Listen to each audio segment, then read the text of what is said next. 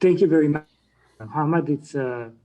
It's my pleasure to be here with all of you tonight of the Italian Design Day.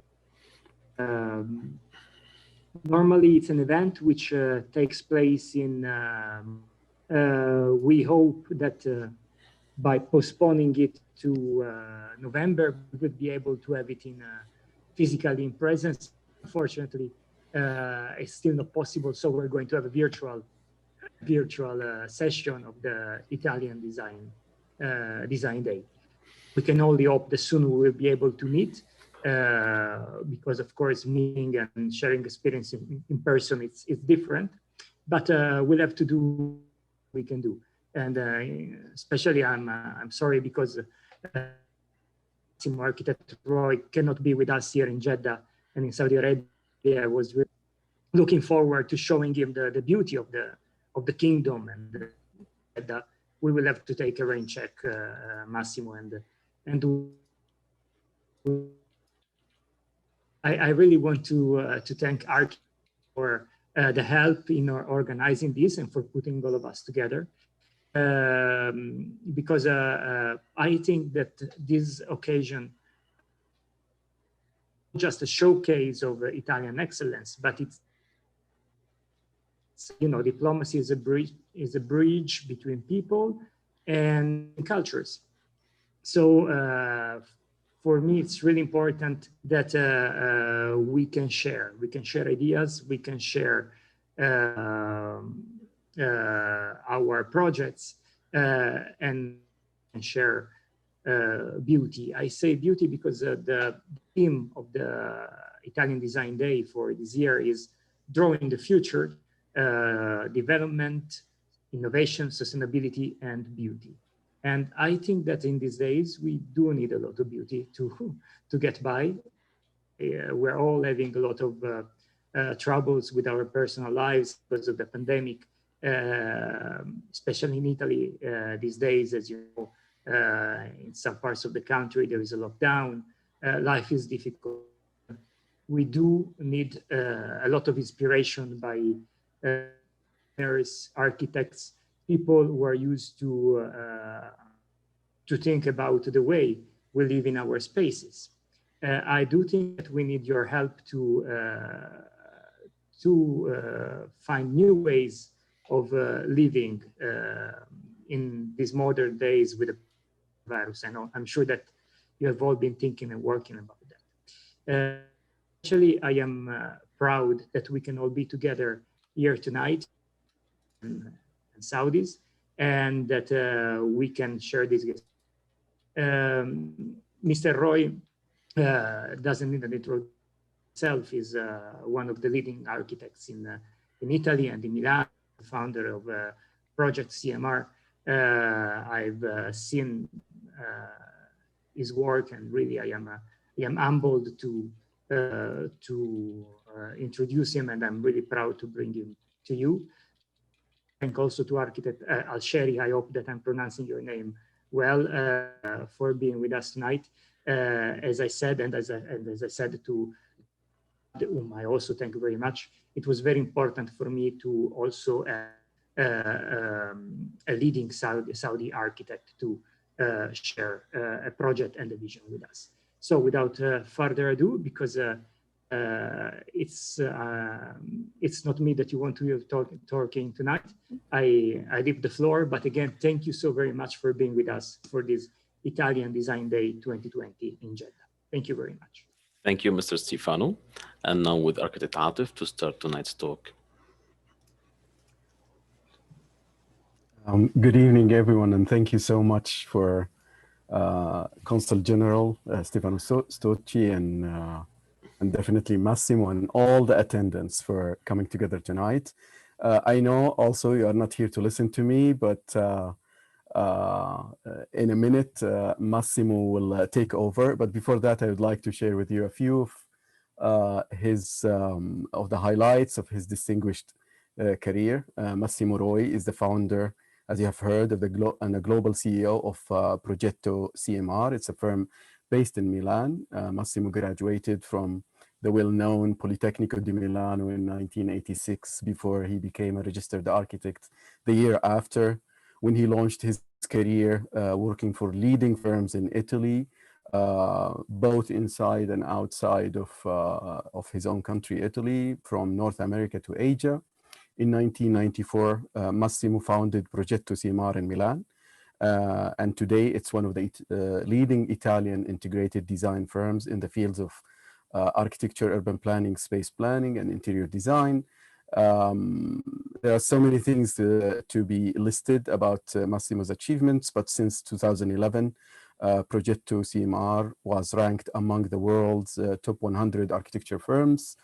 It has offices not only in Italy or Europe, but also in several cities in Asia, such as in China, India, Singapore, Indonesia, and Vietnam.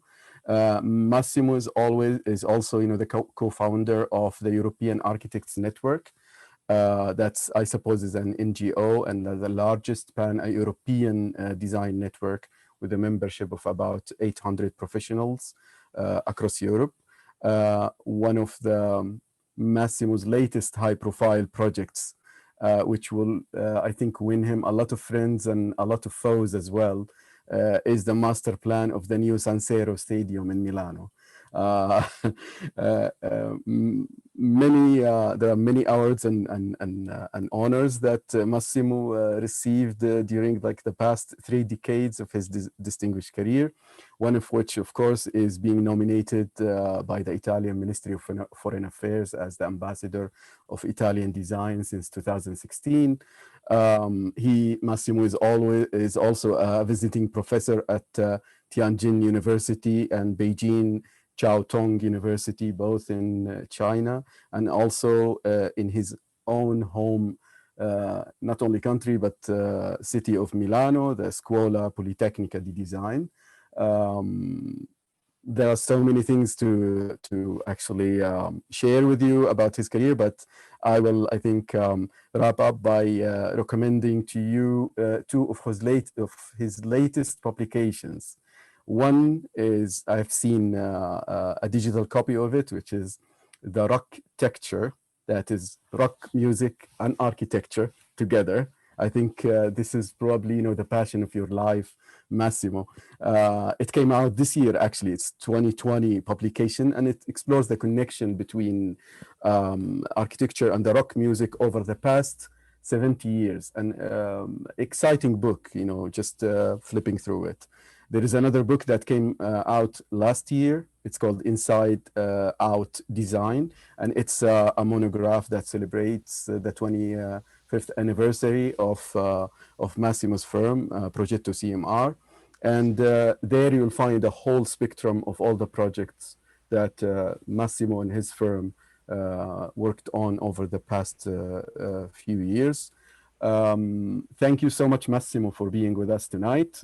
I'm sure everyone is eager to listen and to be reminded of what architecture is about, which is essentially beauty and joy. The floor is yours. Thank you very much, Masa Al-Khair. Good evening, everyone. First of all, I would like to thank the Italian General Counsel Stefano Stucci and the architect Atef Alshehri for their introduction. It's really an honor and a pleasure to be here today with you all. I'm really sorry that this year we couldn't do a live conference. I really look forward to meeting all of you in person when the times get better. I tried to share my presentation, and I will start my speech. Today, we are here to discuss about Italian design. If you say Italian design, what's the first thing that comes in your mind? I think this is an important question. Before answering to this question, I would like to show, to say a few words about my personal activity. Mr. Atef already said a lot, maybe too much on on my profile and my experience. What I can say that is I founded this company 26 years ago to try to find a different approach to the Italian architecture and to the design. During these 26 years, the integrated approach was the leading element for Progetto CMR. And we grew during these 26 years, opening different kind of activities and different companies. This is our word. Progetto CMR is a design company, integrated design company. Then was born Progetto Design and Build, offering turnkey services, design and fitting out, I mean. Then Sportium. Sportium is a design of sports facilities firm. Then Future Business Net, that is a digital communication company. And the last one is Beam Factory, a beam design consultancy firm able to offer consultancies for BIM, building information modeling, for all the technical stuff they can know, they can understand, is the digital transformation of the engineering and the architecture. So let's go back to the question I made earlier. If I say Italian design, what's the first thing that comes into your mind? If I have to answer, I say that Italian design is something that's deeply enrooted within us. And sorry, I'm sharing the screen.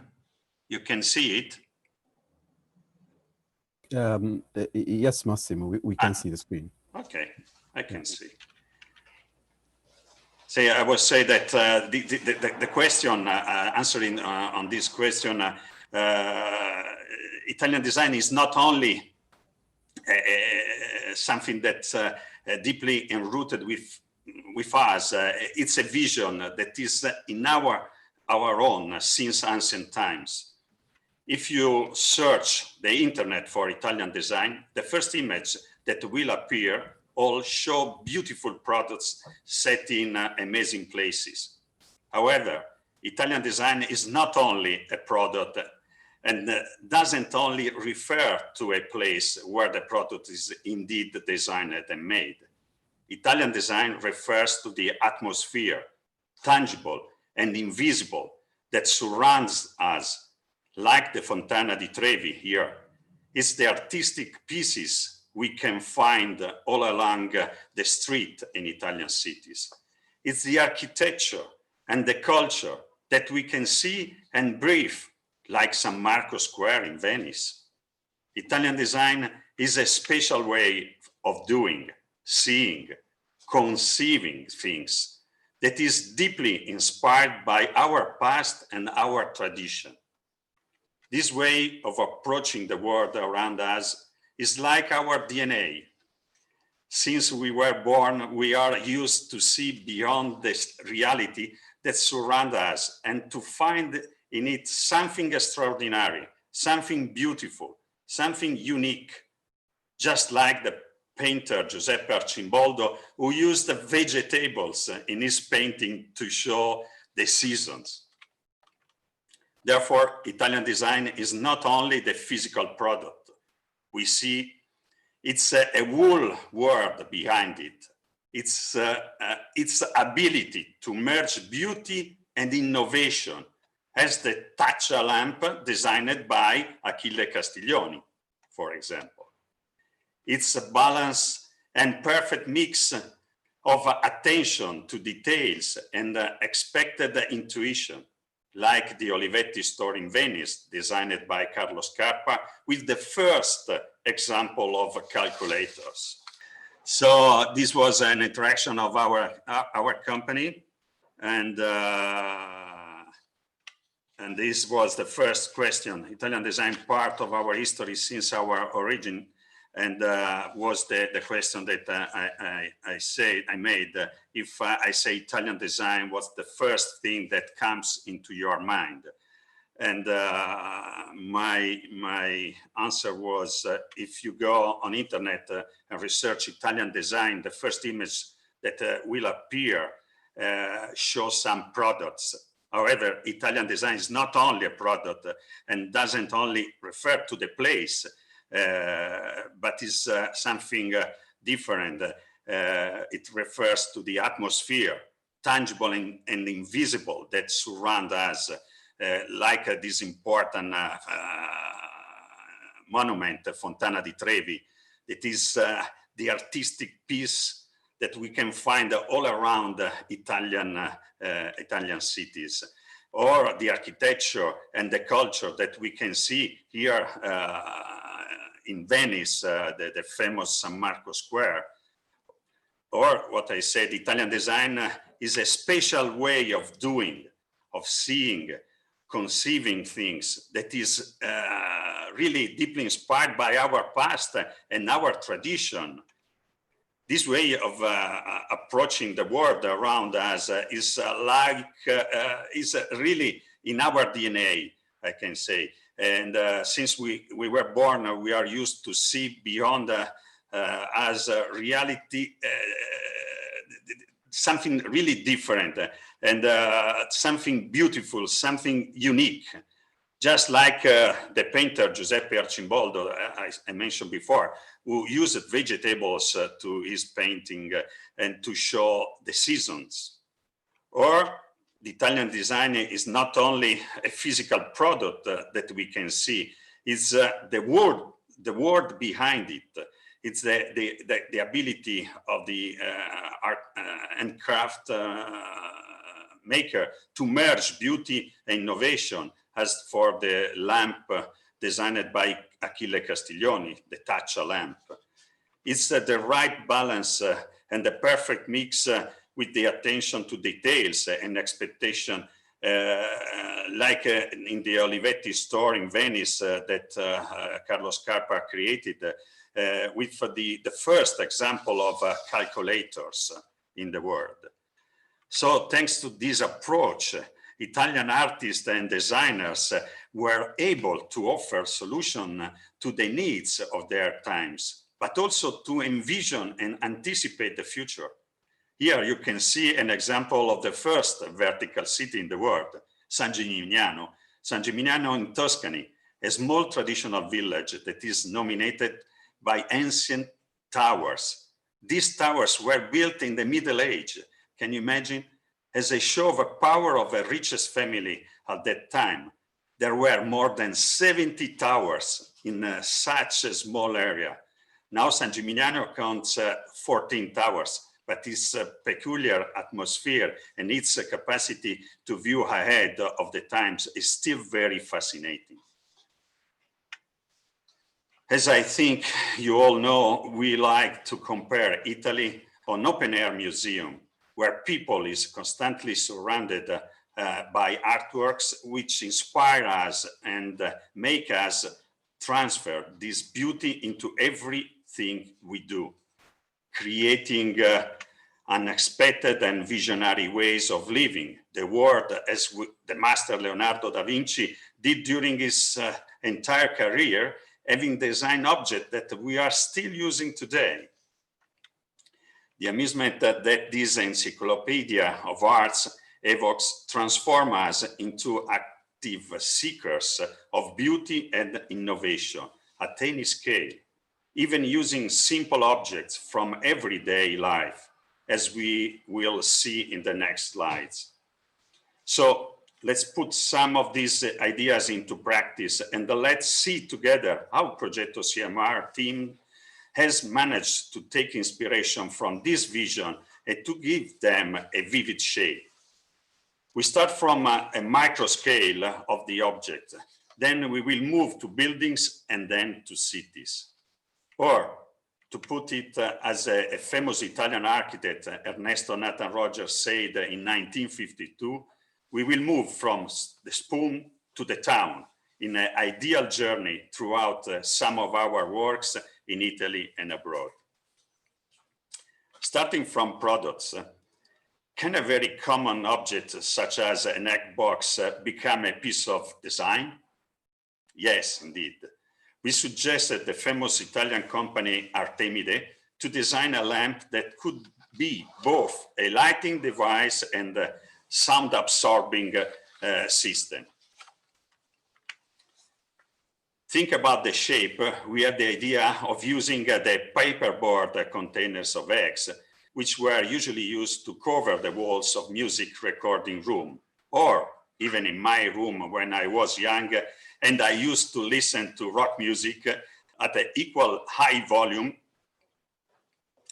I used a lot egg boards.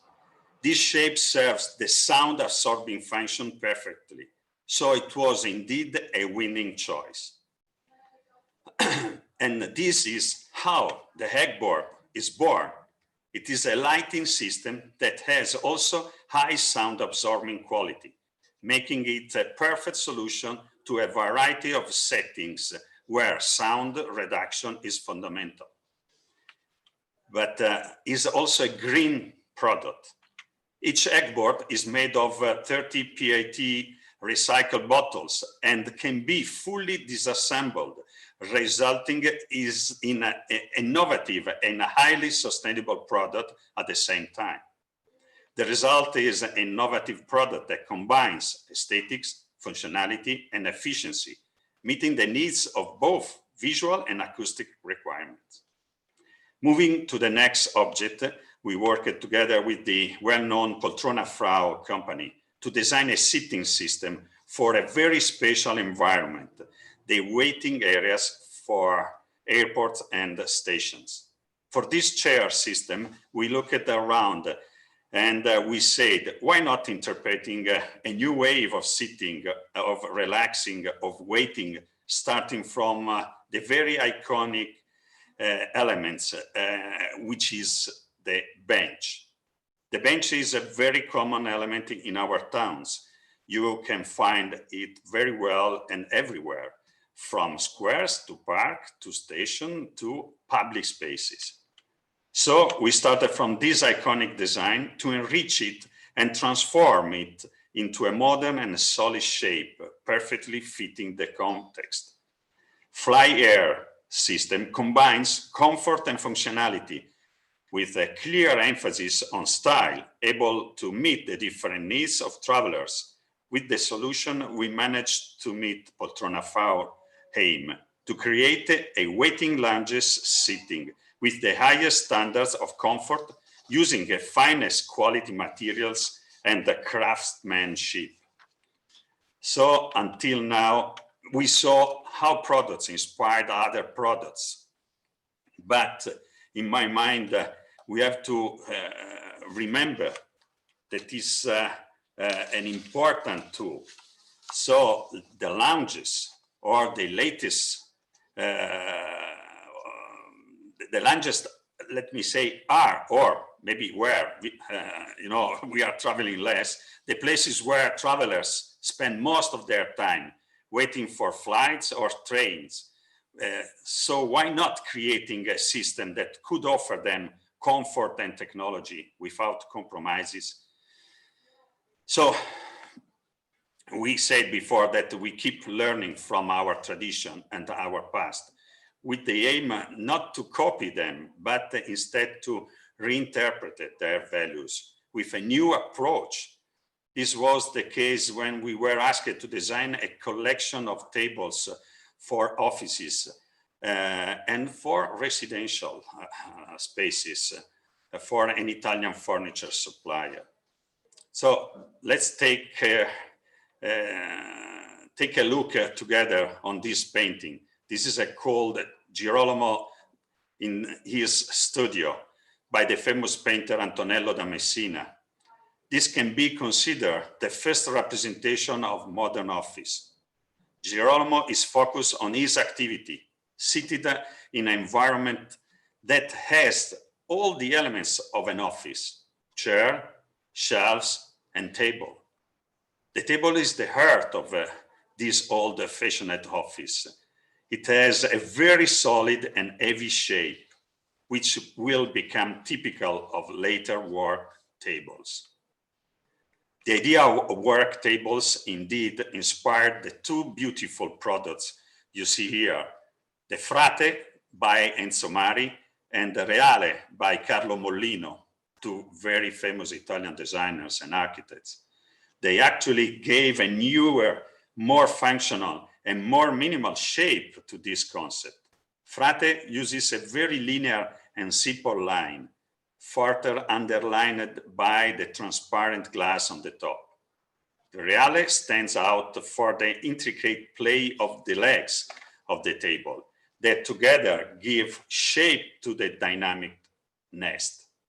So the combination of the peculiar elements of these two products gave life to Rivo, designed for Manerba.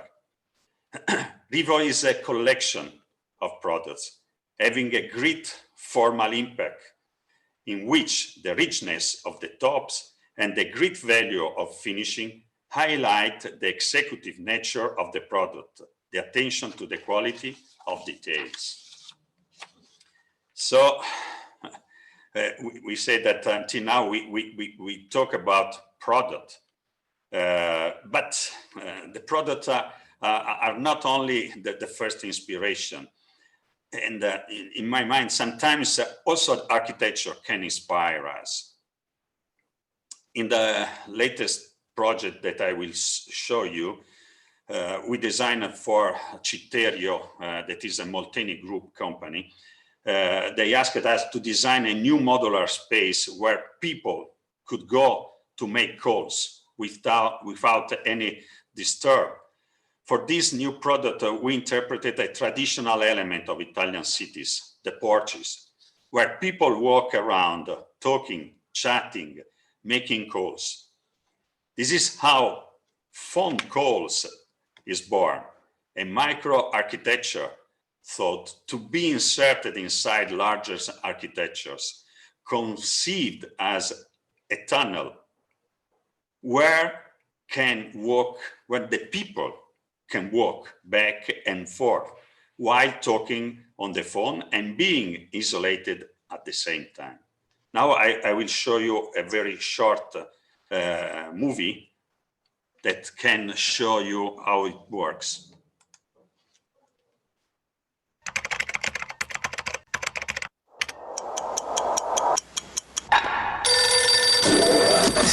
Your call cannot be.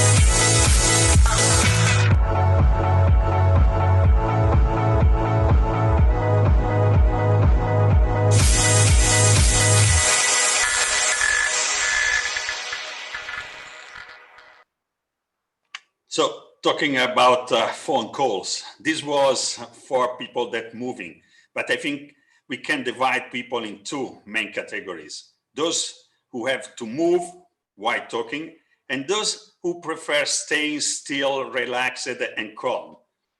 We designed something for the last group too. For this product designed for RS Line, we were inspired by the old telephone boxes, small, intimate space where people could make calls in the silence of their own boxes. And this is the result. Privé, a comfy sitting system, acoustically insulated, where people can make calls or informal meeting while remaining seated and relaxed inside the office space.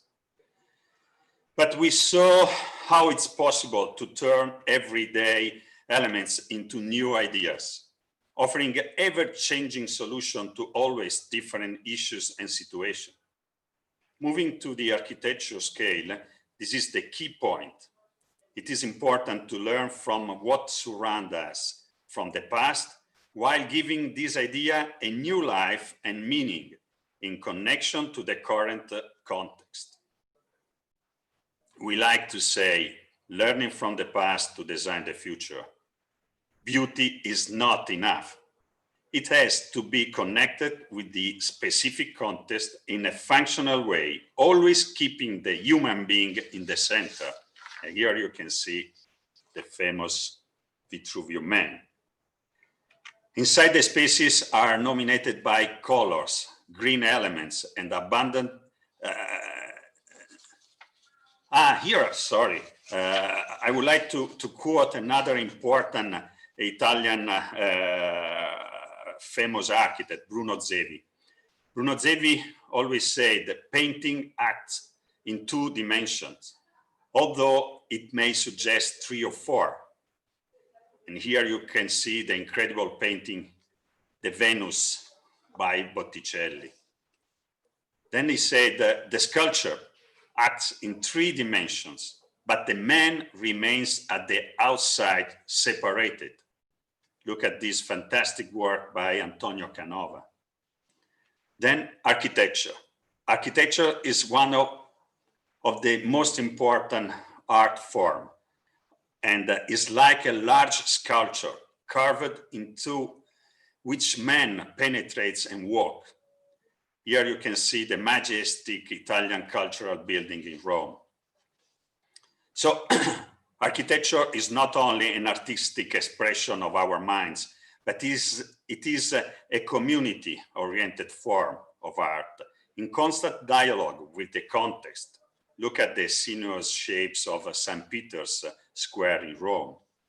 And then when and where the man, the community, and the environment in all their declination are the focus, as we can see here in Duomo Square in Milan. So let's see how these principles have been put into practice in some buildings we have done in the last few years. The first one is our new brand headquarters in Milan. We moved in this new building last year as a special gift for our 25th anniversary. I like to consider this building as an example of shared design. With the final result you see here and the following pictures is the result of an internal call of ideas, where we asked all our teams what the ideal office should look like to them. And we received so many brilliant ideas and suggestions, and we decided to realize all of them, giving shapes to a building finally able to reflect our creativity, our passion, our commitment to design. The building was a former small industrial site, left abandoned for some years. We completely renovated it, both outside and inside, giving it a totally new, fresher, and more dynamic atmosphere. Inside, spaces are dominated by colors, green elements, and abundant natural lighting. There is a mix of formal and informal areas in order to accommodate all the needs people have when doing their jobs. And of course, you can see some picture or images remembering the rock music that I like. Each area of the office is dedicated to music, particularly music, as I said, rock, but also you can have a look at our offices in next video.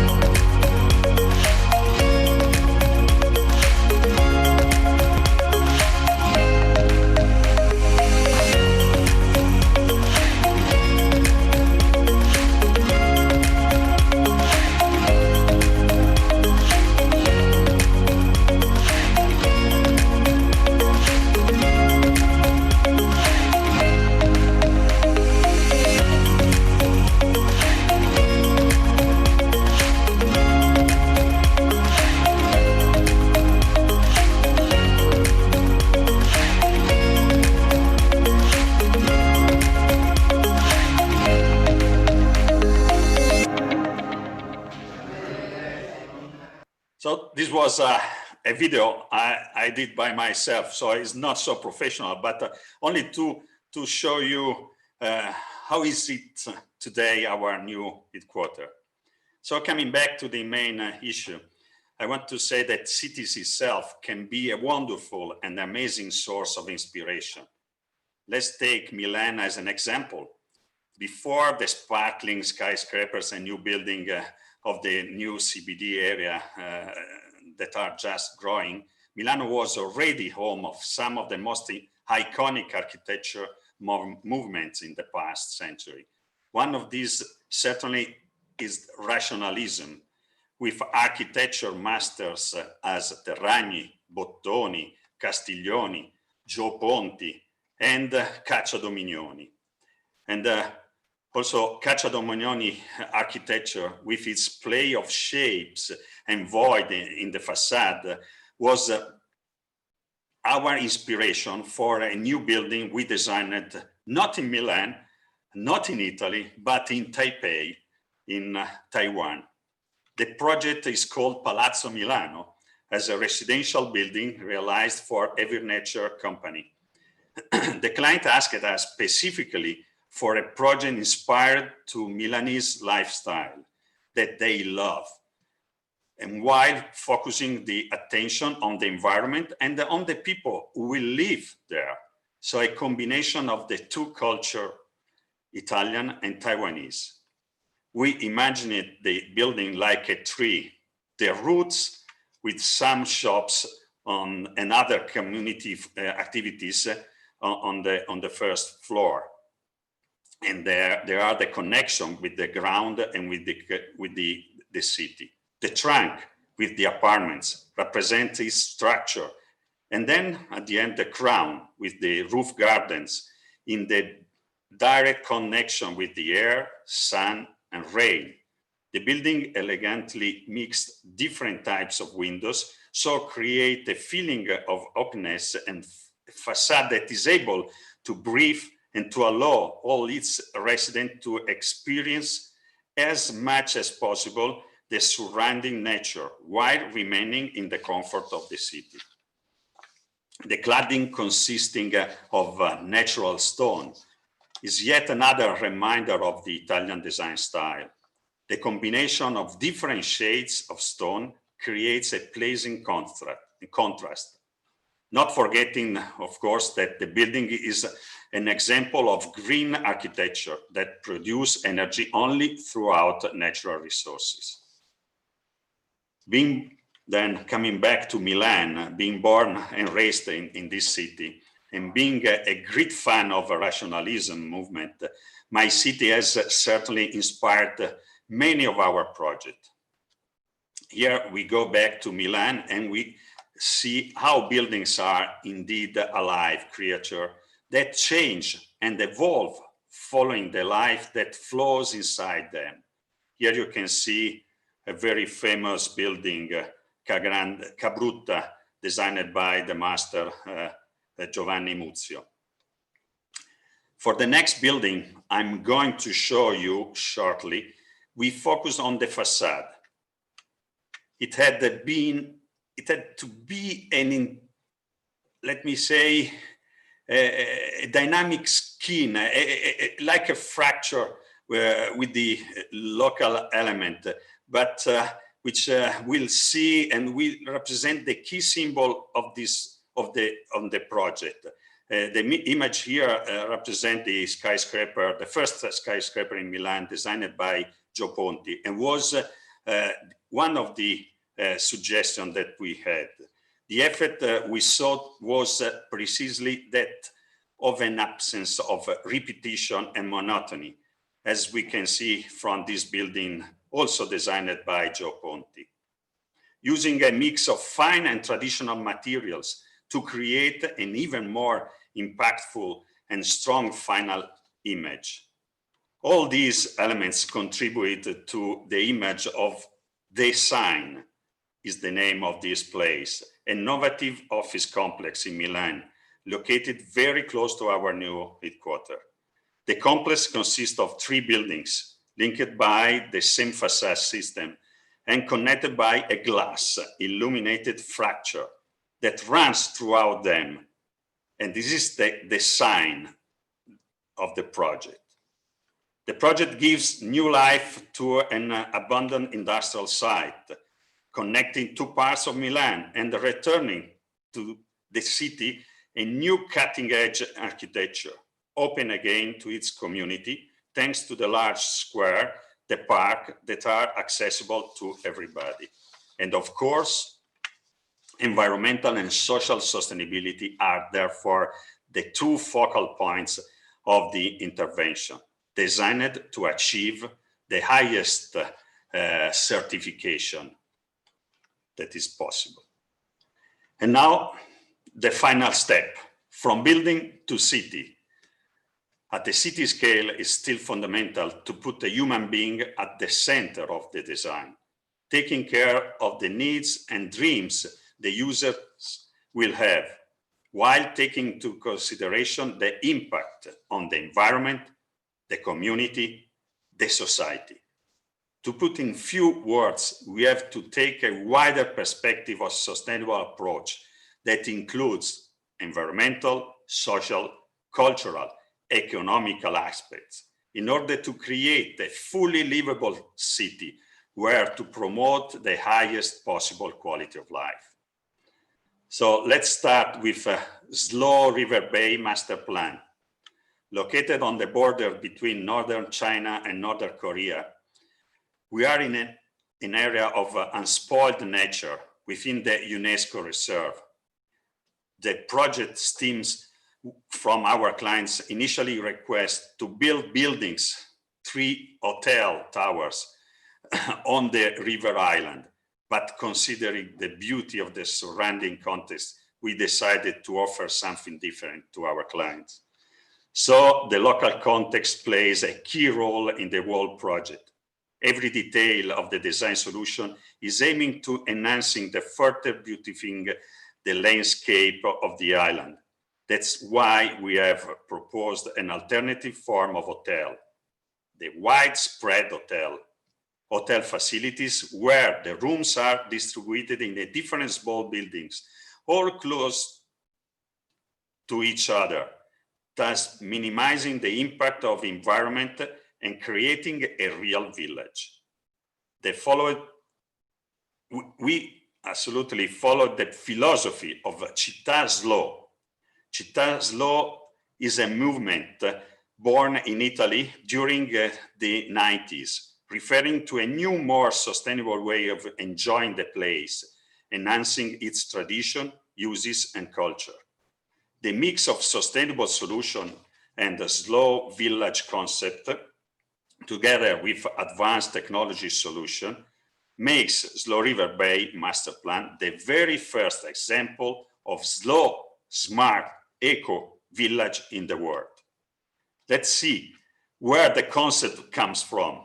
The very first link between the project and the natural context is offered by the peculiar shape of the island, and which is very similar to a green leaf. The main roads and the central axis of the town become the main veins of the leaf, put in the middle of the island. Then the square is the heart of the human evolution, and is the heart and the key element is represent the heart of the project, with the main roads and the commercial streets branch off from it. And then the architectural choice of the project echo the typical features of a local village, but with contemporary touch, using local materials and tradition, blending the new environmental with the existing one. Beside the hotels, the project will provide a balanced mix of functions with leisure facilities, lodging, and retail, which will increase the attractiveness of the area to tourists and make it a top destination for all seasons. The goal is to give the users a new, captivating, and stimulating experience while enjoying the natural environment of the place. Taking a virtual tour of the village, we enter from the gate the traditional element that is recurrent in all Chinese villages and towns. And then we arrive at the facility building, where to access to the village and its amenities, and the hot spring water place. Pictures of the other parts of the village show it's under construction. We plan to complete the second phase by the next spring. I mean, we are talking about 90,000 square meters of buildings inside the nature. So again, learning from the past and the context to design the future. We apply the same context in another master plan. We are currently developing in out of Doha, a residential village with full-fledged facilities in order to make it fully sustainable and self-sufficient. Our goal was to create a vision which reminds of the organic shape of desert. Dune and oasis are combined to create a mirage and to give the feeling of the past and the future simultaneously.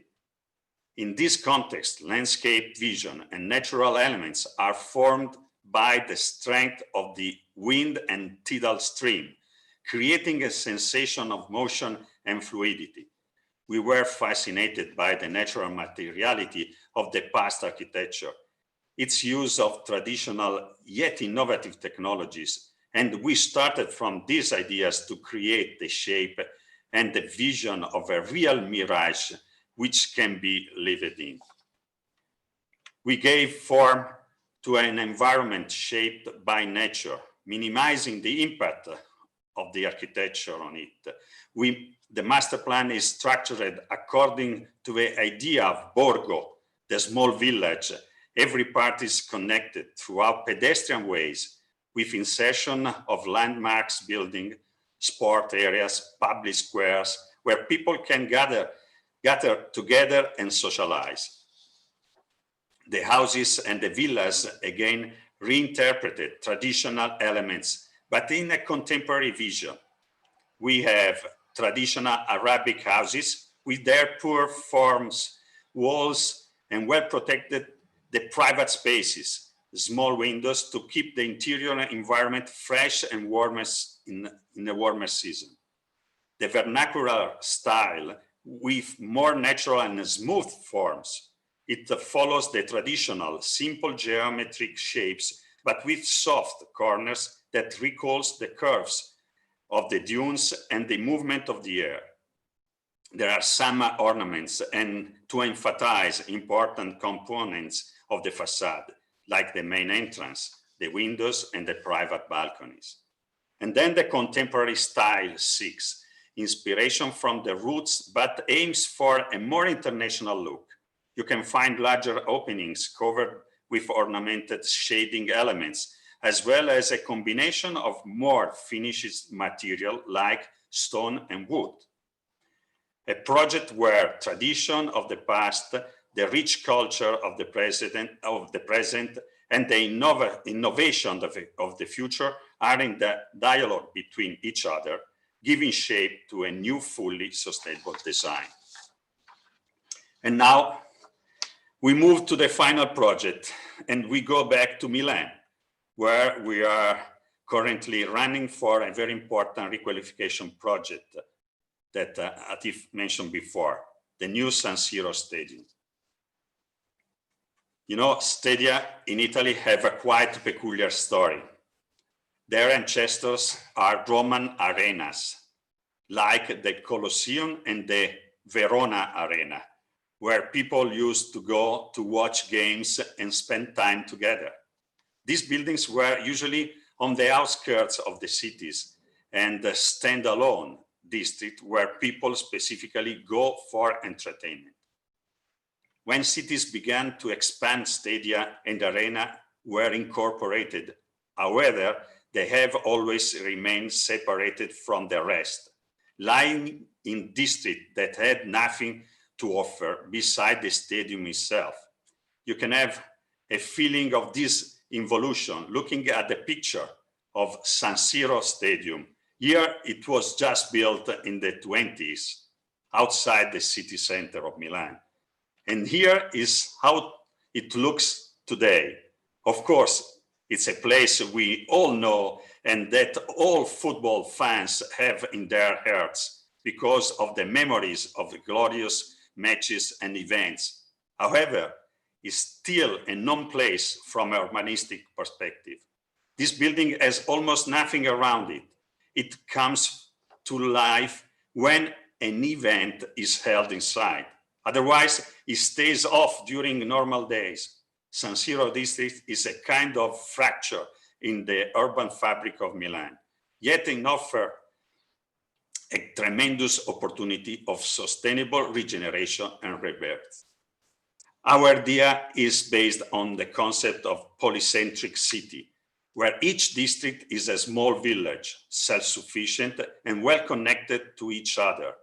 People have access to all services and amenities without having to go back and forth in the city and spending time commuting. Our plan puts the community at the center.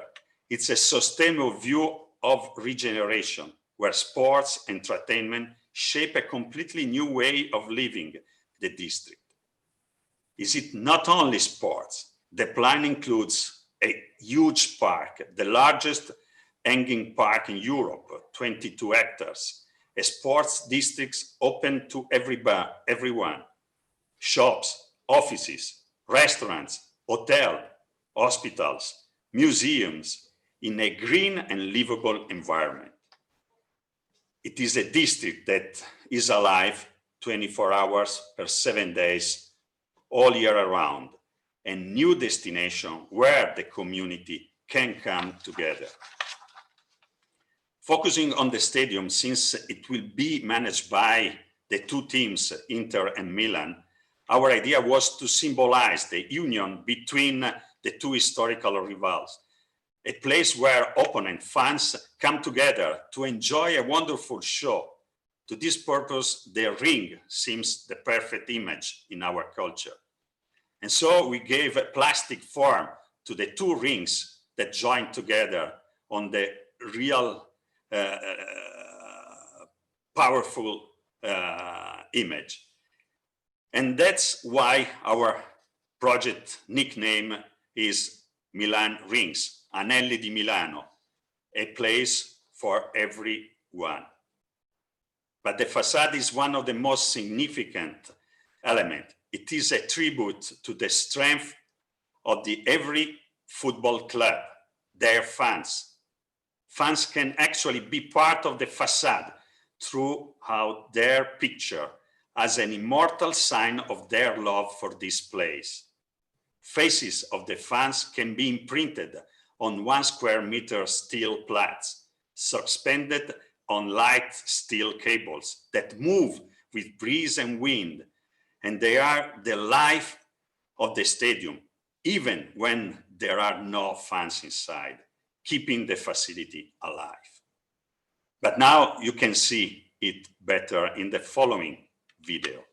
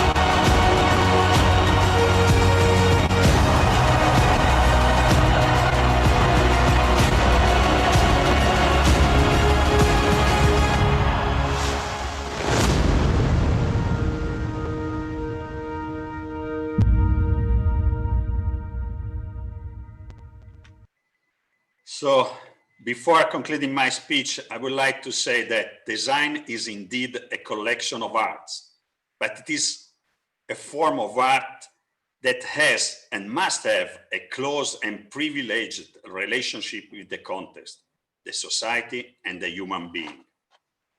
To conceive a vision of architecture and design that, as another Italian architect, Giancarlo De Carlo, said, will be less and less the representation of those who design it and more the representation of those who use it. Thank you.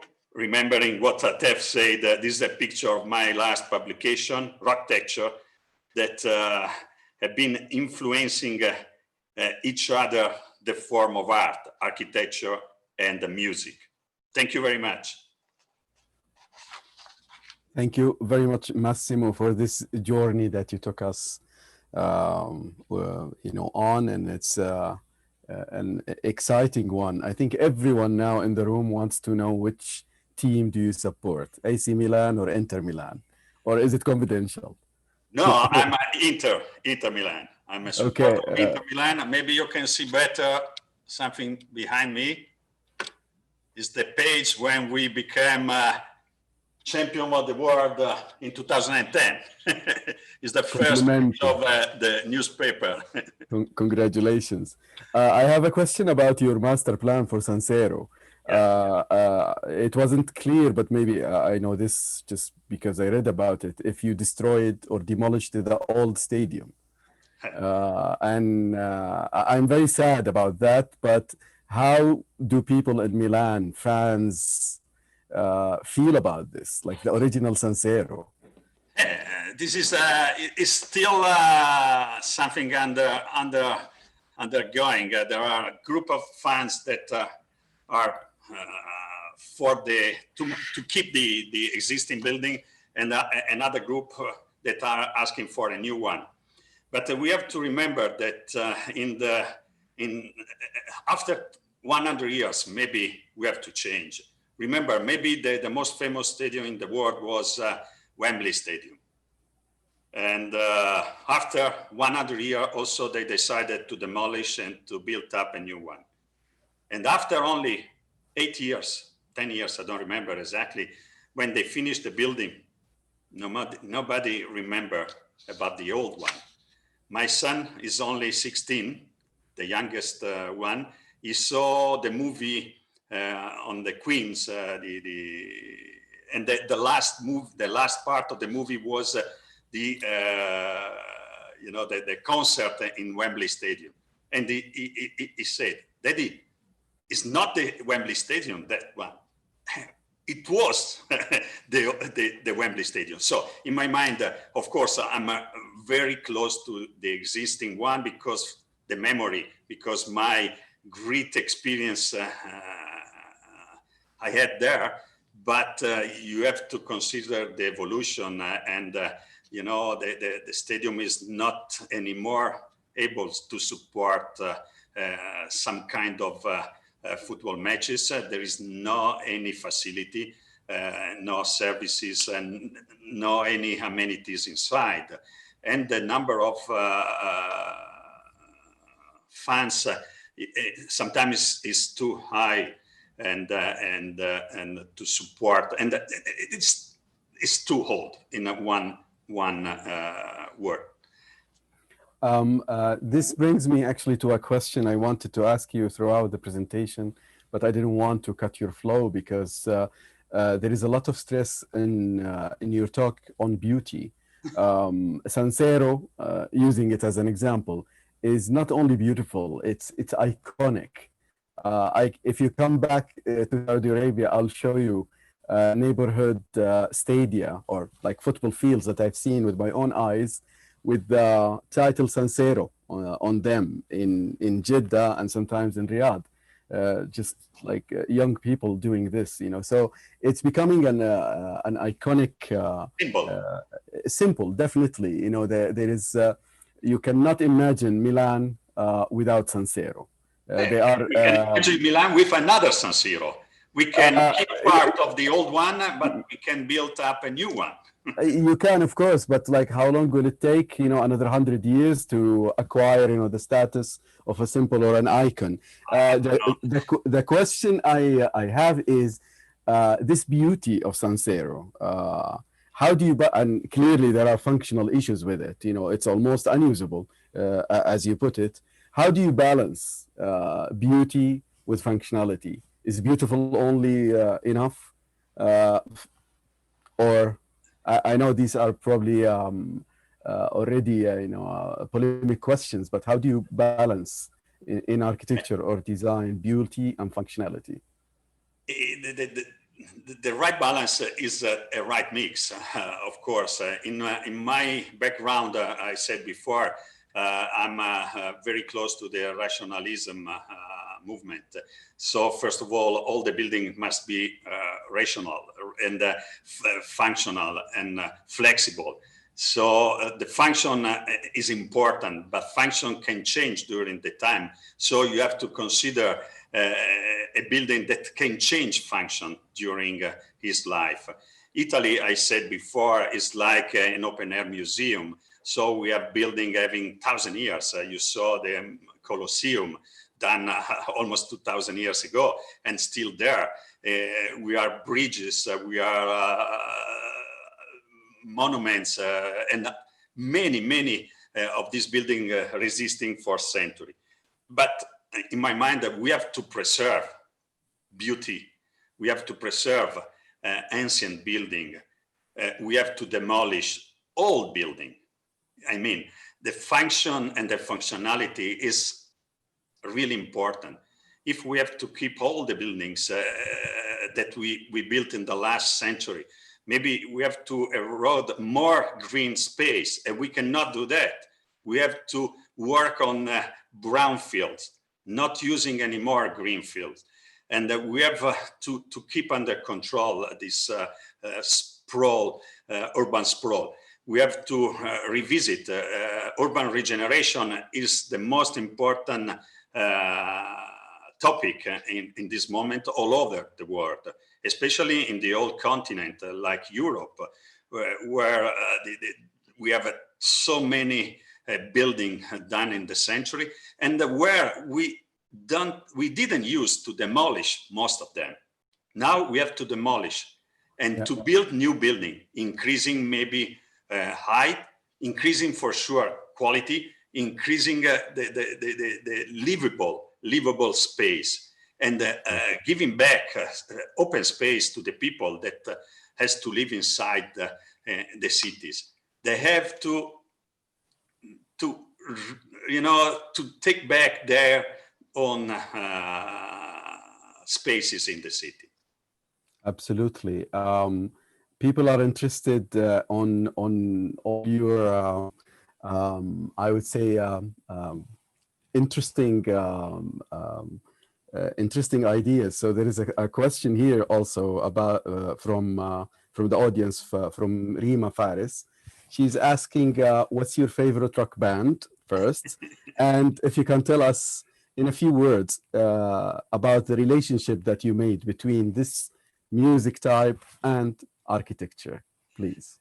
But I can say my preferred rock band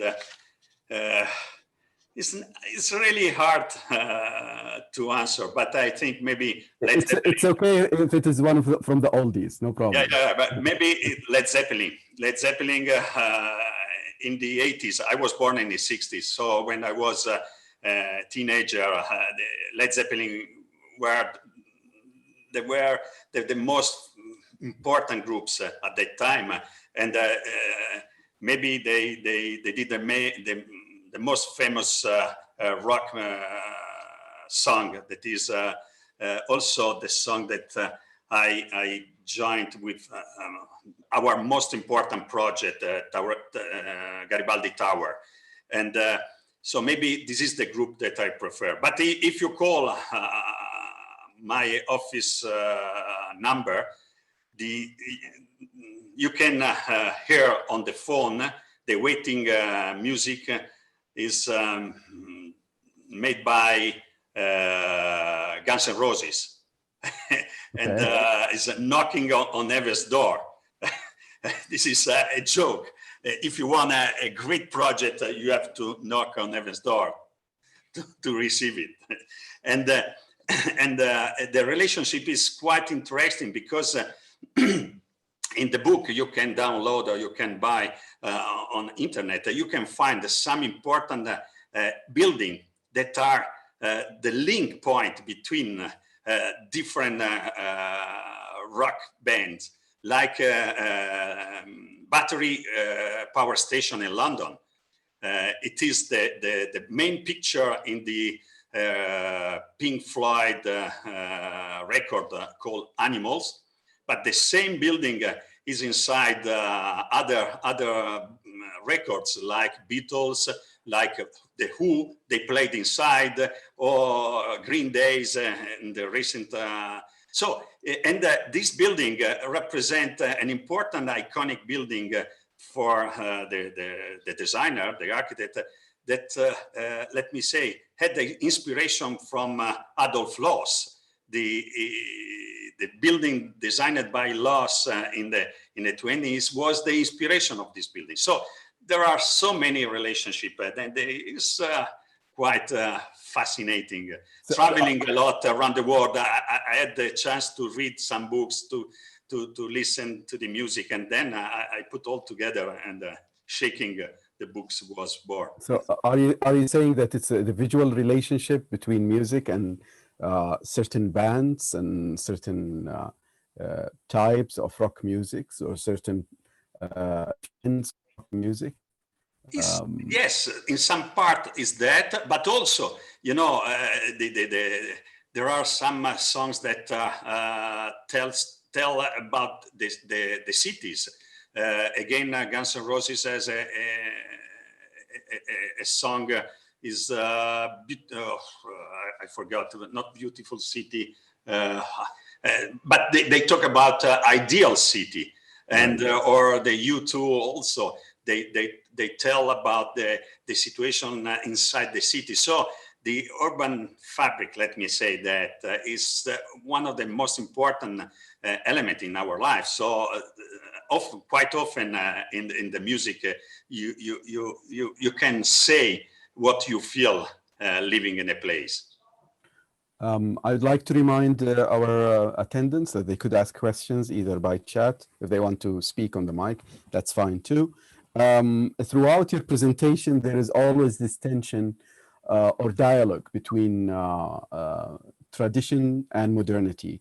And this is very important question for even places like here in Saudi Arabia, you know, developing countries with a very, very deep history, but also looking forward, you know, to establish their own modern identity. How do you see this? I'm sure you have seen some attempts in the interpretation of identity in some of the countries in the Middle East, definitely in Europe. So how do you actually, how do you approach this? And what's your, I don't know, successful formula to keep a balance? I don't think there is a successful formula. Yeah, I know it's a difficult you have to keep the right balance between tradition and modernity. And what I show you, maybe the master plan in China was an example. We analyzed a lot the local habits. We are talking about a mountain village, north side of China. And we worked together with the University of Tianjin, where I'm teaching, and we use their knowledge of this part of China and their cultural elements. So we tried to interpret these important local cultural elements in a new way. Talking also, we found, we were really lucky, we found 2 students at the university coming from this region. So, so you can see the pictures of this place, you know, is in the mountain. There is snow for 6 months per year. So the roof are very steep, but not having a copy of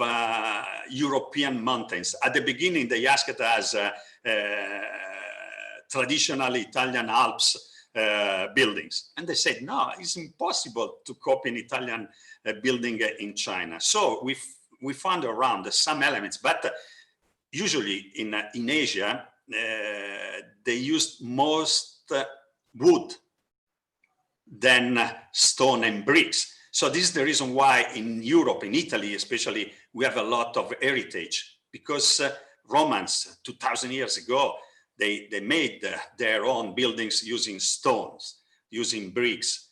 In Asia, they have more, let me say, short memory of their past, because the wood stay less than other materials. So we found in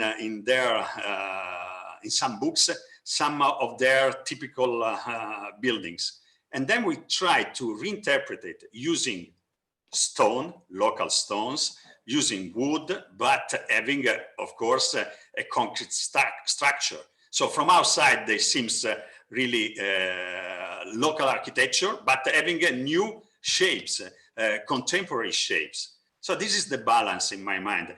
Sometimes, especially in China, they are asking, or they were asking, memory of the foreigner to interpret their needs. And it is absolutely out of my mind. Sometimes when the client in Taiwan asked us Palazzo Milano and said, I cannot design a Palazzo Milano in Taipei. And then they said, but we love Italian design. It's so important in our country. And all the people loved having an Italian touch. So at the end was a mix between an Italian style building, but with the Chinese habits, let me say that. So we worked together with a Feng Shui master. We worked together with a local real estate agent in order to match the requirement of the market. And also the apartments have, they are split following their local requirements, but using Italian furniture, because Italian furniture, Italian design is quality. It means quality. It means long life, and we are really happy and very, very lucky from this point of view. Excellent. You reminded me now of a concept that I read in modern architecture history. The phenomena of the immigrant architect. An architect who works somewhere else, and many great architects in the 20th century worked abroad, like Louis Kahn, Frank Lloyd Wright, you name it, many Italians as well. And you did obviously in China and other places. What can you tell us? How do you, how do you change your skin, or you thicken your skin when you leave your natural habitat and go somewhere else, to create architecture? What is fantastic traveling around the world is find the difference. And I think this is important, to keep difference, to let the people enjoy traveling also in the future for the next generation. Globalization is really an hard item, but we have to preserve our original cultural elements. And what is fantastic is finding the way to merge the different point of view. For example, in our office, and we invite all of you to join us in Milan, we have 12 different nationality. And of course, working together, sometimes some of them has a different idea, different mind from our own. But also Italy is a long country. We got many regions, and we have a lot of differences also between north and south of our country. But what is important is finding the right mix. And the right mix, there is no a solution. You can find step by step, working side by side. I always believe that teamwork is fundamental. I don't know, maybe we spoke last time and we said, in my mind, that the architect today cannot be, let me say, one-man band, how it was in the past. the designer today is a team of different professionality, architects, designers, urbanists, and engineers, and today also some doctors, psychologists, and other professionality working together. And maybe the architect, leading architect, could be like a director in the orchestra. All the orchestra is made by professional, by masters. But when they play alone, they play really well. But playing all together under the direction of a director, they play incredible. And so this is my idea. The architect today has to be the director of a teamwork. Thank you so much, Massimo, for this answer. I hope and I pray that architects will always stay the directors. It's not all architects are that lucky. There is a question here from Afnan Al-Masri. She is asking you about your ritual for inspiration during the design process. What's your ritual other than rock music? Hey, first of all, you need to analyze the situation. You need to study. The inspiration comes from the knowledge of what you have to do and the place where you have to work on. And of course, we are lucky. We worked on many projects. But if you check our project, you can see different images, because I believe that I have to interpret the client dreams, and the clients are different. Companies are different. So they have different issues, different ideas, different needs, and different dreams. And the inspiration comes from a talk with them, comes from, the relationship. You have to find the right idea, talking with them, talking with the client, and understanding where you are working on. That's very kind of you, because maybe not for professional architects who have been in practice for a number of years, but maybe especially students when they study architecture, they are under the impression that, and it's a true impression, that architecture is art, but it's not always the same process. It's not a subjective process, internal, private to the architect. It's also evidence-based, as you just mentioned. You have to study the situation, the context, and also the problems that you're trying to solve. So there is a lot of fact-finding and detective work, before you put all of this together in a creative, artistic manner. I think somebody is trying to ask a question but on the mic, but before, when they get ready, I actually had this question in mind. When you mentioned, the exponents of Italian architecture, I suppose in Milan and other places as well, you didn't mention Franco Albini, your old master and your previous master, and he's a person that I personally, as a Saudi citizen, hold in high regards, because his very first buildings in the late 70s in Riyadh, the capital city of Saudi Arabia, and the early 80s were the first real attempts to criticize, or to produce a critical regional style that looks forward to the future, but also interprets, the local identity. So if you could please shed some light on Franco and Albini and the Milanese School of Architecture. I can say I'm very close to Franco Albini, because I worked in their studio, and I worked mainly with Franca Elg, that was a partner of Albini Elg Piva firm.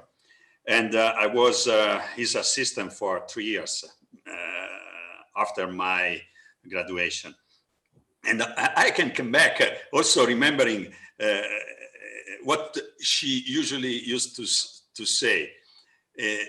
At that time, I was 22, 23. I was doing a winter ski competition. And I spent most of my time skiing around the Alps.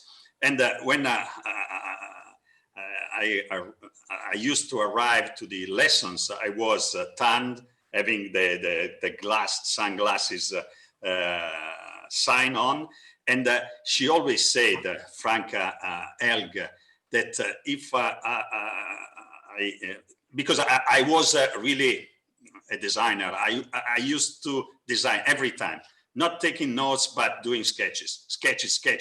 And so she always said that I was an artist. And she always said if I would like to do architecture as an artist, I had to become a ski instructor and doing architecture for hobby. And it was the only way doing architecture as an artist.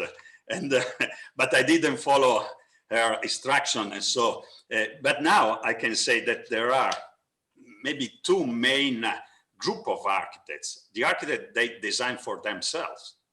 And so they try to put in all their activity, their own image. And the architects that design for the client.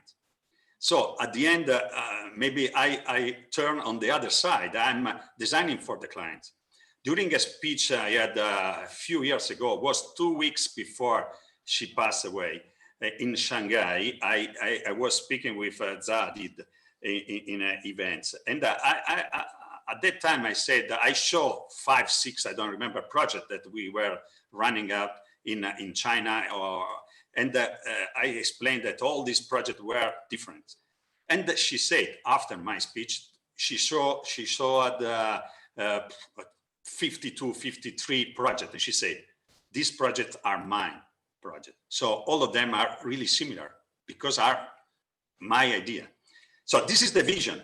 I don't say that one is right and the other not, but these are the main two, let me say, way for architecture. And at the end, I don't know if architecture is a job or is a mission. Maybe is a mission. or could we say state of mind? State of mind, yes. Dr. Rima Faris would like to ask a question, please. Dr. Rima, go ahead.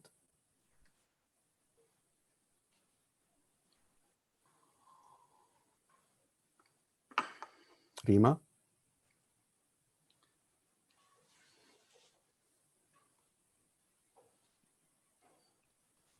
We can't hear you if you are talking. No. Rima? Okay.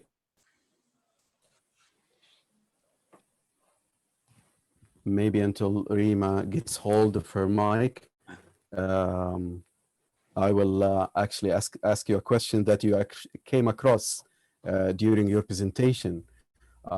Cities, and definitely this is like the golden question these days.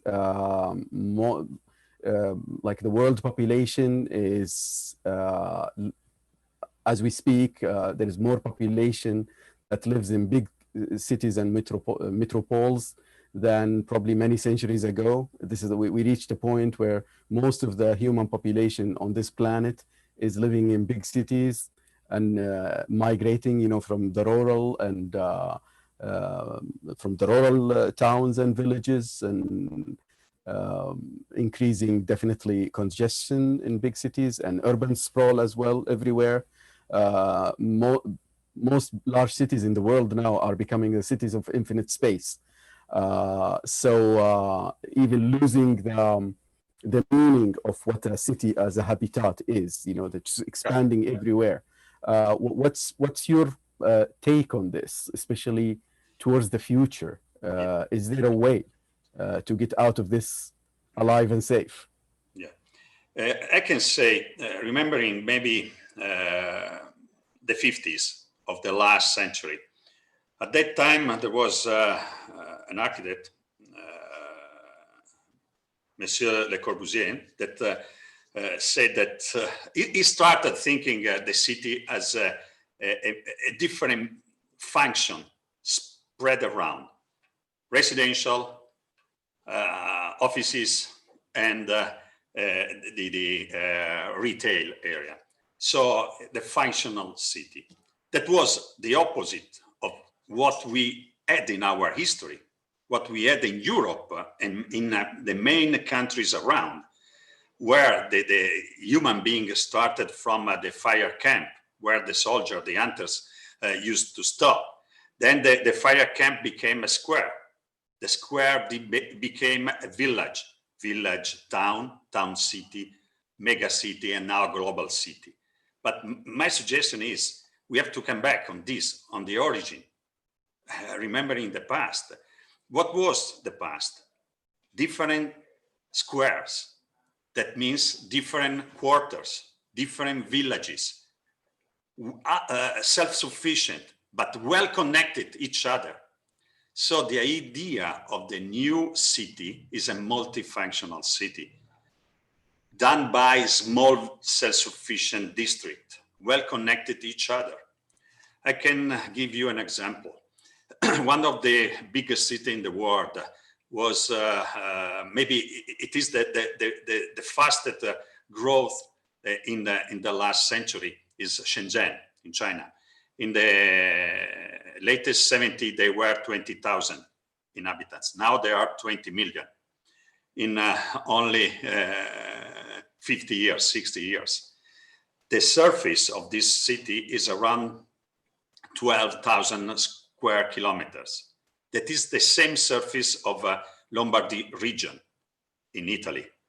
Lombardy region is composed by hundreds of cities, like Milan, like Brescia, Bergamo, Mantova. There are many, many cities.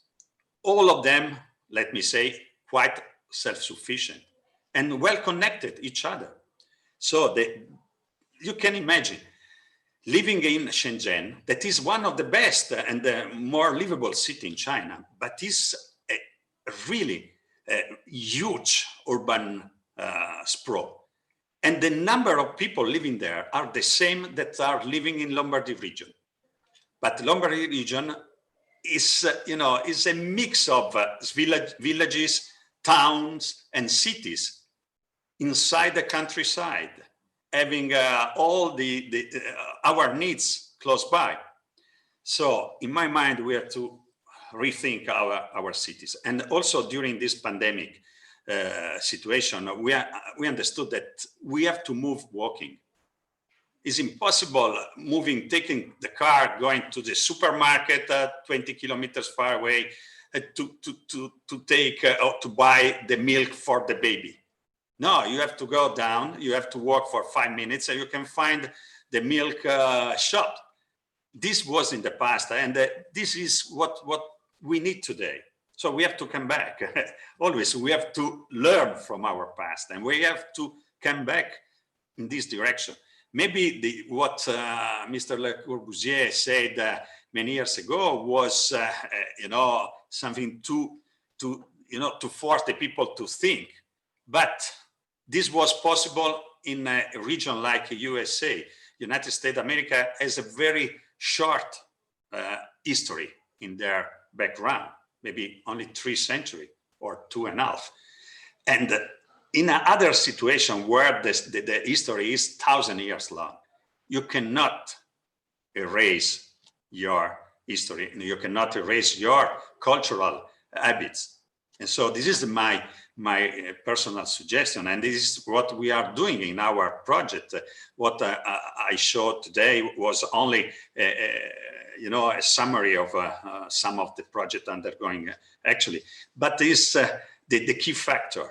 For example, in China, we are working with the Chinese government in the last 5 years we gave them two important issues that Mr. Xi Jinping put in his talk. One is traditional elements and modernity, and the other is the functional mix, the right functional mix that has to be kept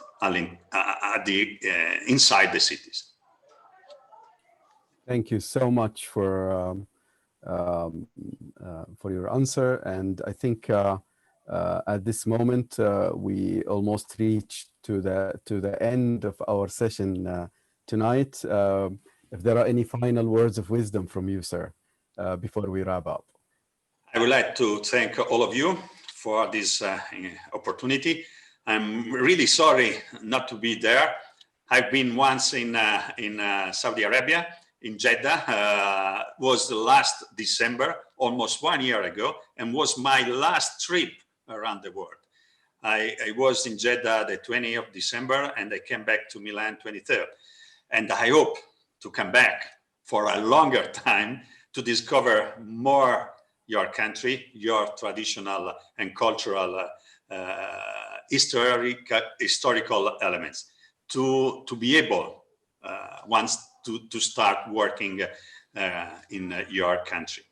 And I invite all of you, when it will be possible, to come to Milan to visit our new headquarters and to try to work together. Thank you so much. Thank you so much, Massimo. It has been an absolute pleasure to listen to you today and have the chance to discuss with you in the presence of all of our audience. Stay safe, and definitely we would love to see you in the nearest future. Here in Saudi Arabia, you'll be our guest. I'll show you all the buildings that Marco Albini, did here. And thank you very, very much for your time and for speaking to us as the ambassador of Italian design during this event of International Italian Design Day. Thank you, sir. Thank you very, very much. Thank you.